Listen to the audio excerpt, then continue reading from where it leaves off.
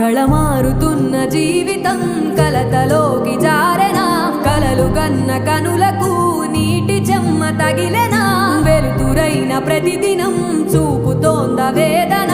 అందమైన బతుకున అలజడి చలరేగెనా ఏమిటి నీ పాపం ఏమిటి నీ నేరం చీకటి ముసిరిందే చిటికల్లోనా